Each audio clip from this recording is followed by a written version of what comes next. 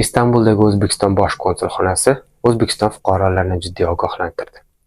Istanbuldan hammaga salom. Sizlar bilan men Ali. Bugun biz sizlar bilan Istanbuldagi O'zbekiston bosh konsulxonasi nima sababdan O'zbekiston fuqarolarini jiddiy ogohlantirganligi haqida gaplashamiz.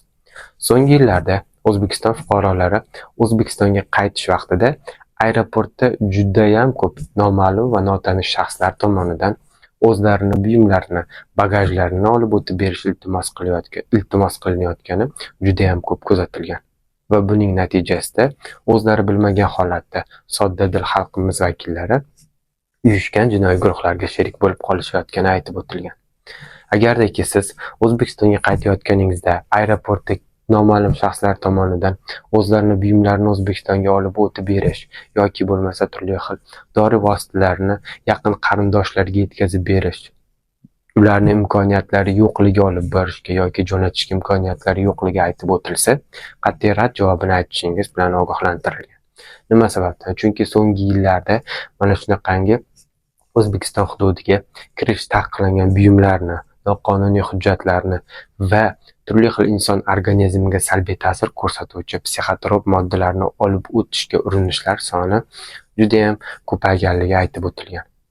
Shu sababli ham o'tgan yildagi ma'lumotlarga qaraganda 27 yoshli O'zbekiston fuqarosi o'zi bilmagan holatda mana shunaqangi noma'lum shaxslar tomonidan iltimos qilinib, o'z buyumlarini O'zbekiston hududiga olib kirib berishligi aytilgan.